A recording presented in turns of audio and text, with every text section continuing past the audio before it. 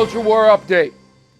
So as you know, the Dodgers are honoring the Sisters of Perpetual Indulgence at their gay day on Friday, June 16th.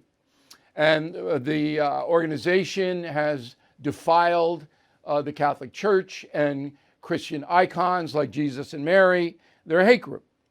So since that happened, the honor was reinstated by the Dodgers. Attendance at Dodger Stadium has been flat. Okay, they haven't lost anybody, even though there have been calls for boycotts. That's not working. Now, I said there might be some karma, if you believe in God, on the Dodgers since they announced they reinstated the Sisters to the Honor platform. The Dodgers have gone 6-6.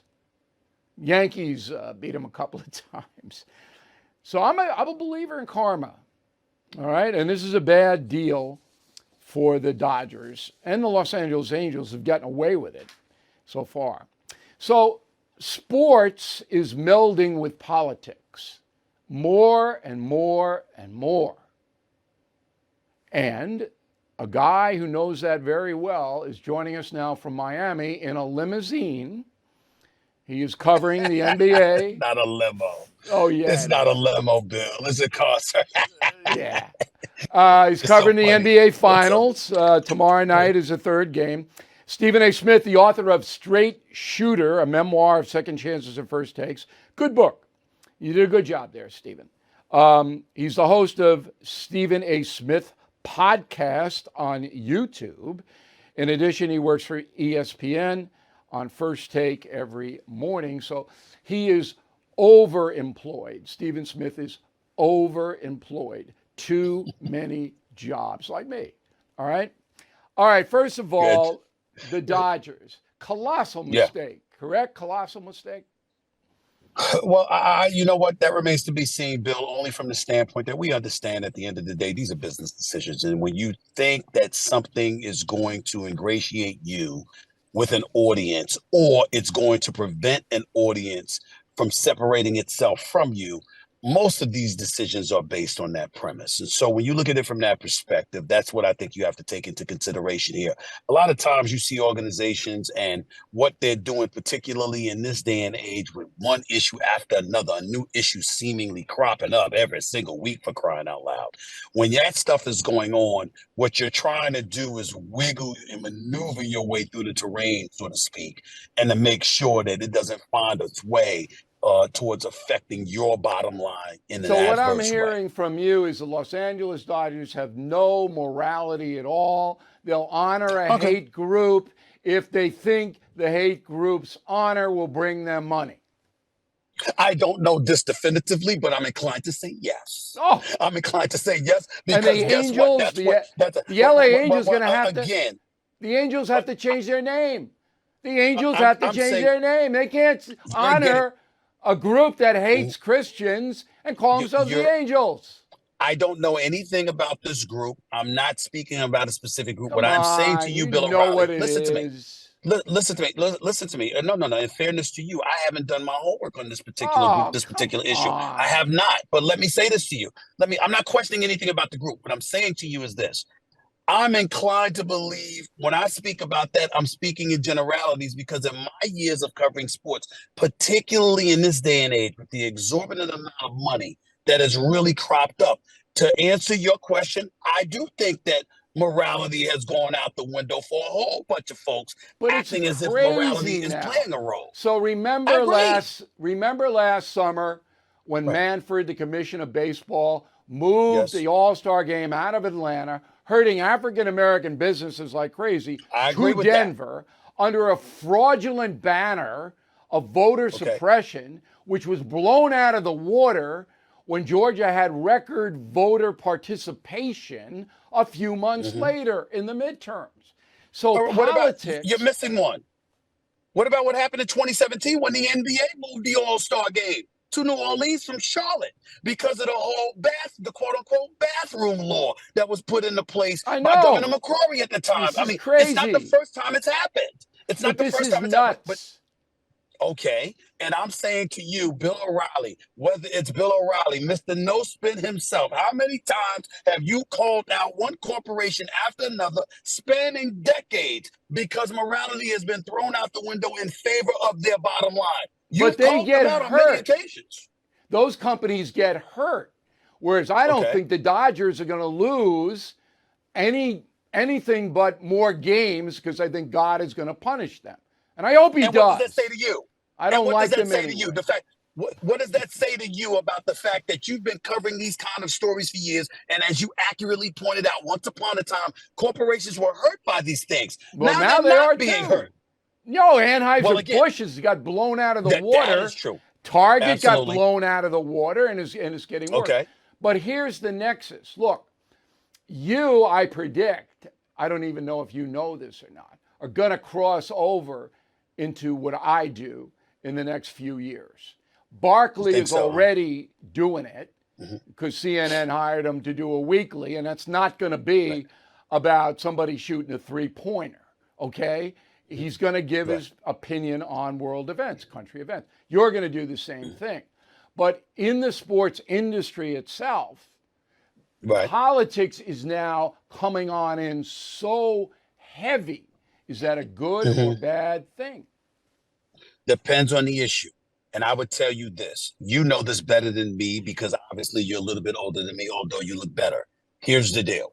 You remember in the 60s and the 70s, and you saw civil rights era, you saw Muhammad Ali refusing to enter the draft and go into the army because he didn't want to go to Vietnam. You saw Kareem Abdul-Jabbar, Bill Russell, the late Jim Brown, God rest his soul, standing behind him in support of him, or sitting by his side in support of him, because that was a clear issue when you talk about black folks and how folks were treated. Now we've got issues. We've got what people would classify as xenophobia. We've got situations involving immigration. We've got the transgender issue. We've got the homophobia. We've got all of these things that have percolated to the point where racism has just been, it's like it's not even up there on the food chain any longer, for crying out loud, compared to a lot of these other issues. And when you have that audience in the world of sports, here's the difference. Anheuser-Busch, you brought that up and said, okay, maybe I won't go buy some beer. Maybe I won't go to Target. It's a lot more difficult for an audience to sit up there and say, I'm not going to watch a football game. I'm not going to watch a baseball game. No, I'm it's not going to watch a true. We basketball saw game, that with because that's the Kaepernick. entertainment. We And, saw and that that's the with challenge. And but that's the challenge, because their the entertainment comes into play.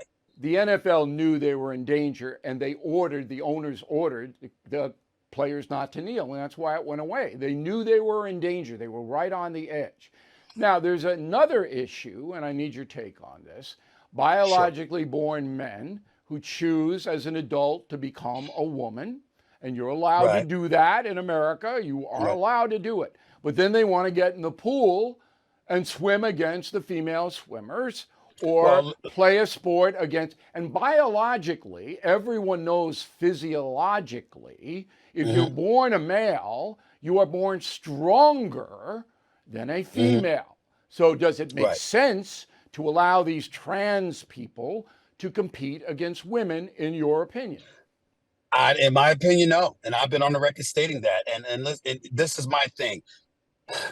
I'm so liberal in my thinking on social issues. I'm fiscally conservative, but on social issues, I'm really big. I'm a really big proponent on living and let living. I believe that everybody should have the same equal rights, civil rights, et cetera, et cetera. I'm very, very big on that. So I'm very supportive of the homosexual community, the transgender community in that regard, et cetera, et cetera. But when you talk about people who are born men competing in a women's sports because they've transitioned to women, that is definitely a discussion that I think that we should all have, because on its face, I don't see how that's possible, nor do Not I see fair. how it's right to an abundance of to every naturally born female out Yeah, there it's who is simply competing in the world of sports. not There's a fair. fairness issue there. And There's the a only fairness reason issue, no it's question. happening is because of this insane progressive woke culture. Final question. You came out and you said President Biden, in your opinion, you have a right to it, you're an Yes, American, and I'm sure you're a yes, registered voter, is too yes, I old am. to carry on to be president. Okay. Right. You were attacked, and I don't know whether you follow the progressive internet, Yeah. attacked. I mean, viciously Okay. attacked.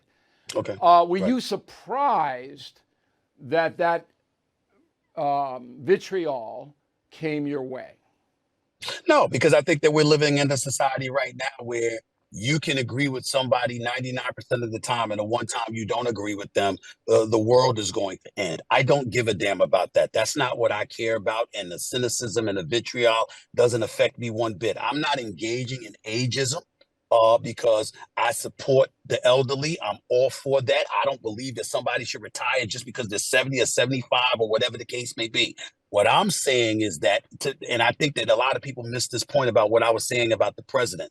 I think that when you're 80 years of age, when you're going to be 82 at the time of the election, if you were to win, you'd go into your 85th, 86th birthday. The presidency of the United States is an all-encompassing responsibility. It's a huge, huge job. We're not talking about you going to work a 9 to 5. We're not talking about you even being the CEO of a company, for crying out loud. I'm down for do your thing. That's not a problem. But when you're talking about the presidency of the United States and all that that encompasses, more so than saying he shouldn't be in the presidency, I'm looking at the parties and saying, you have no one better? No, You they have don't. no one better than an 80-year-old to Yeah, and throw and the up against Trump Republicans or might. DeSantis or Nikki Haley. You're the Republicans. You have no one better than a 78-year-old to go up against. I mean, but I can't say that about the Republicans because they have No, you could DeSantis say it. and they I have mean, Nikki but Trump Haley is a and they have lot. those guys. Trump's a lot more Right. vibrant than Biden. Yes, that's true. And I mean, Without I know question. that. Without question. And a couple of other things. Clint Eastwood's 93, and he's directing a movie. So I agree with you. Ageism isn't what we have here. What we have here is a diminishing man, Joe Biden. And if you don't know that, then you're not paying attention. Okay, so you, Stephen A. Smith, are willing to take what I've taken for the past 26 years, because I'm a big mouth in politics and I put my stuff out there.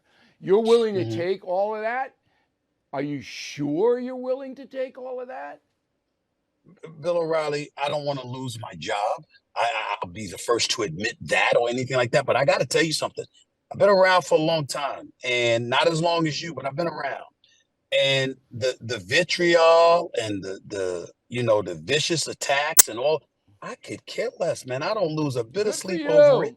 you. It's, It doesn't by the way, faze me Stephen, in the slightest, by not the even a way, little bit. by the way, it's I couldn't care less, not I could. Because if you say I could care less, that means you could care less about it. I couldn't care less. I could not care less, Bill. I want you to be the best pundit you can be. All right, because I do sir. follow your career. I'm a big sports guy. If you ever want to know anything about sports, Stephen, you call me, by the way. You sure? You sure about that?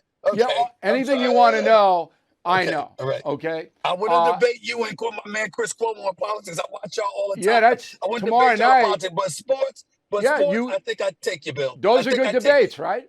Cuomo, O'Reilly, those are good debates. Yes, I like them a lot. I feel sorry for him. You on Hannity, and I like you on Hannity too. When you're calling the Hannity's radio show and Yeah. he's talking to you extensively, I do like this. Good.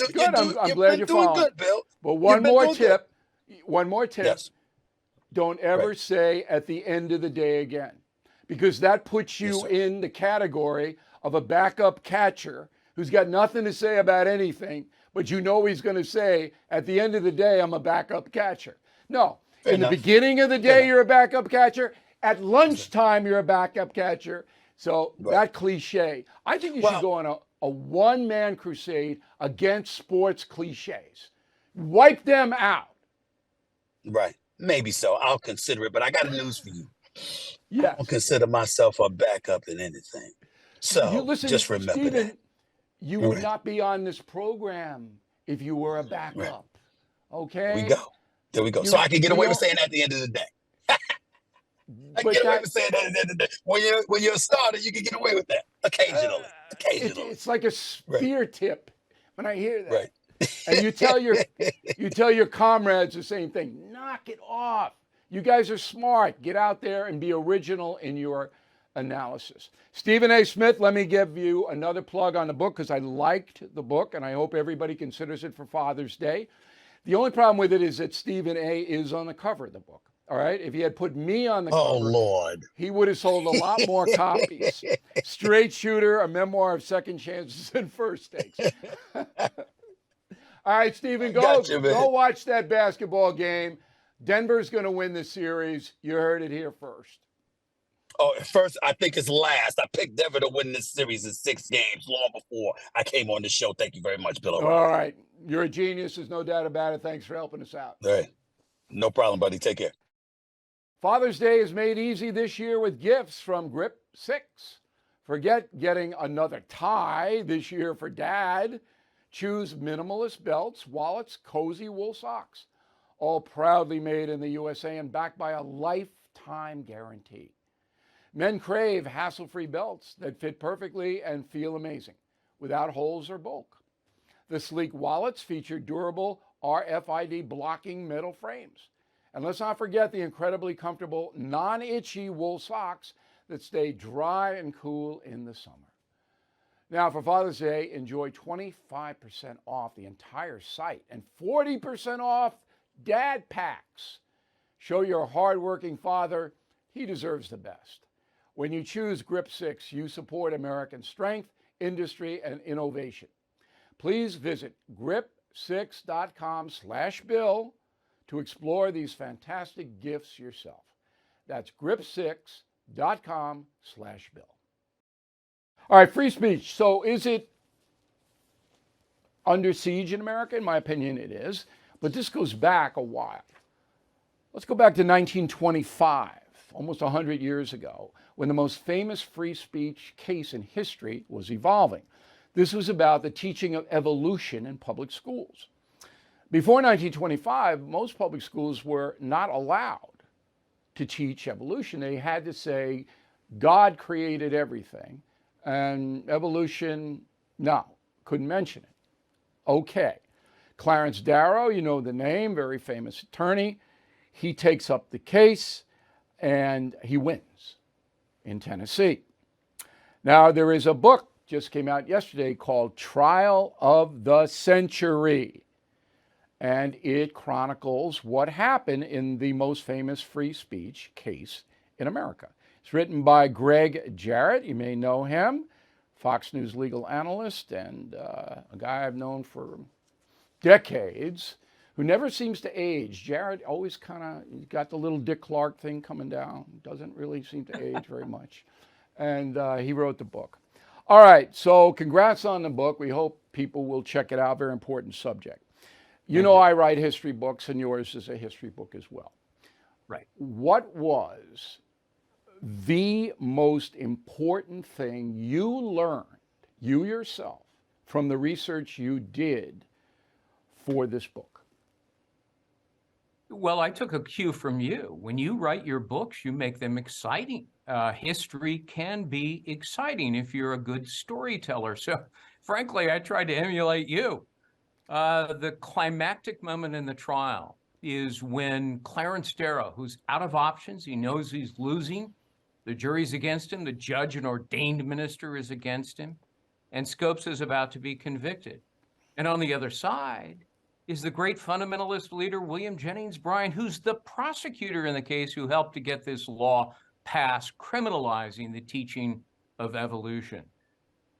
And what does Darrow do? He does something extraordinary, Bill.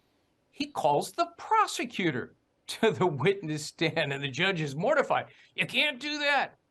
But Darrow was counting on Bryan's ego, who then stood up and said, Your Honor, I have no fear. I'm happy to give testimony to everyone about how the Bible should be taken literally. And so the judge is so worried the courtroom is going to collapse because, you know, there's hundreds of people packed in there. People are fainting because of the searing heat in the summer of Tennessee, 1925. So they moved the cross-examination of Bryan by Darrow outside on a platform left over from the 4th of July activities. I have a picture in the book where you can see thousands of people convened in front of the platform, and there are these two lions, two great orators, icons in American history, facing off.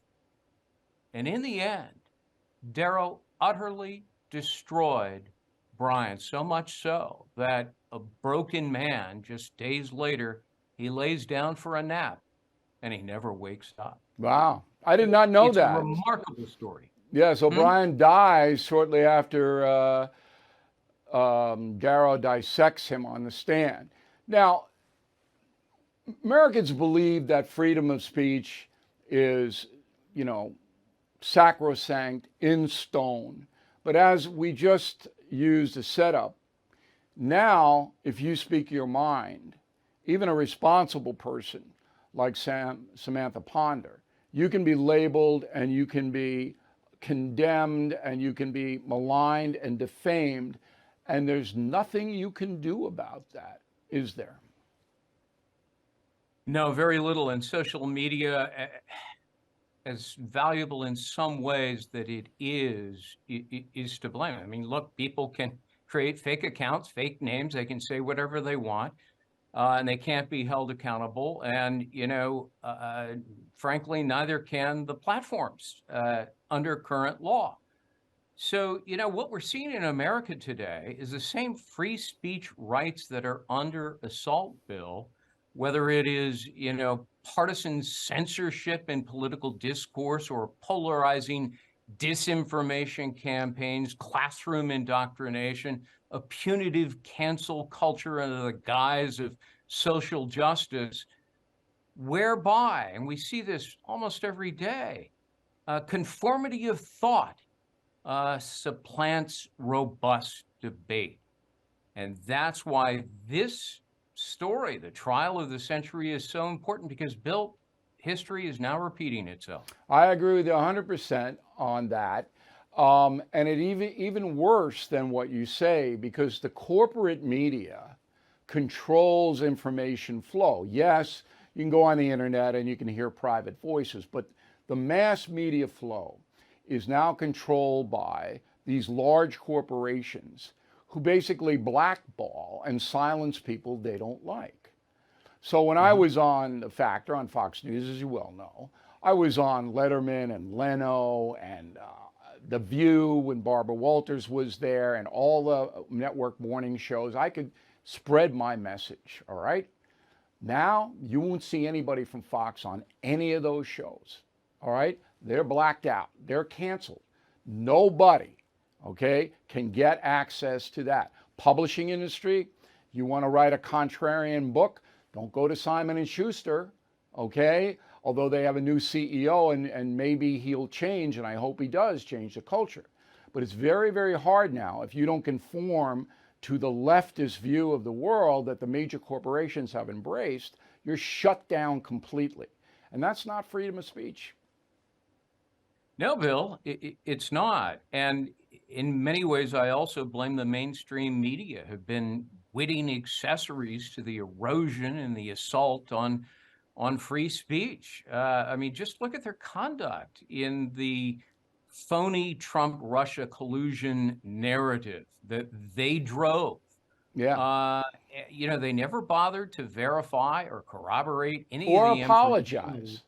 Yeah, or apologize. I mean, they won Pulitzer Prizes. The New I York know. Times, Washington Post, for getting and the story fundamentally wrong. That says it all. All right, the book is Trial of the Century. I've started it. It's very interesting to read it. And particularly if you are interested in your country and whether we can make a comeback in the freedom of speech area. Do you think we can, Jarrett? Last question. Can we make a comeback and have robust debate, as you put it? Well, I'm deeply worried that we cannot. We are seeing Too far gone. Books being banned, art shows being censored. It seems to be getting worse and worse. It reminds me of the Joe McCarthy Red Scare era of the 1950s, in which if you dared to dissent, you were punished. You bet. All right, Greg Jarrett, thanks very much for taking the time. Good luck with the book. You are probably paying too much for your Medicare supplement, especially if your plan is through the liberal AARP. Folks, there is an alternative, AMAC. Their Medicare advisory service is the gold standard of quality. They offer plans from dozens of insurers, and you'll get the right plan at an affordable price without all the woke nonsense. The licensed, experienced advisors at AMAC are dedicated to answering your Medicare questions, explaining your options, and helping you choose a plan that suits your health needs and your budget.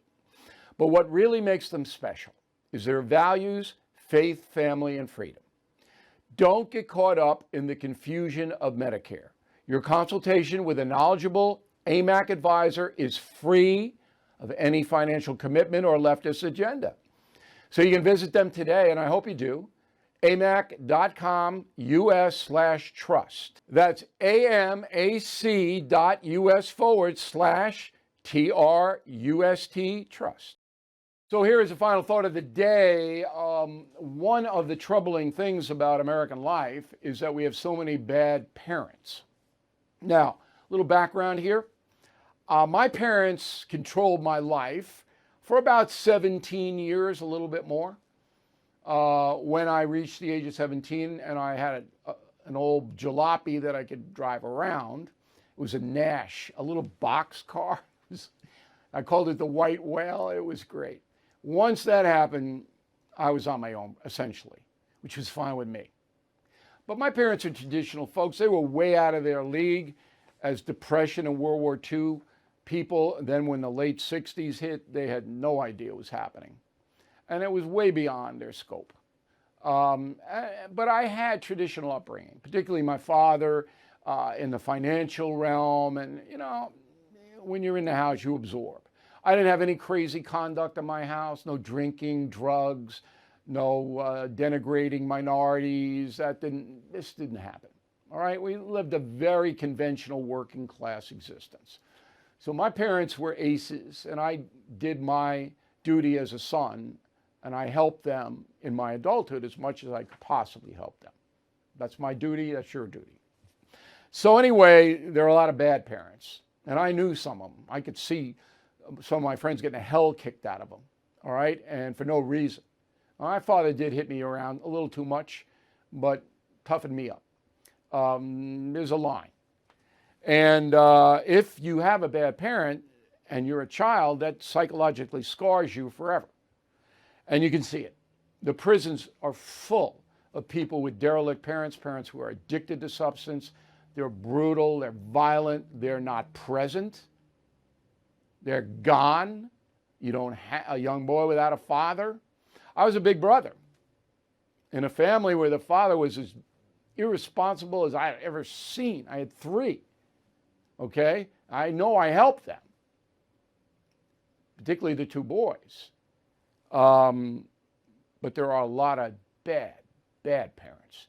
Government can't do anything about it. And we're seeing it more and more and more and more as the kids act out and commit crimes, become violent, become antisocial, sell drugs, become addicted to drugs, whatever it may be. And again, government can't do it. It can't intrude on the parenting. So when you think about what's happening in this country, be a good parent and grandparent, all right? Be kind, but be honest. The kids will respond to that. That is the final thought. Thank you for watching and listening to the No Spin News. We'll see you again tomorrow.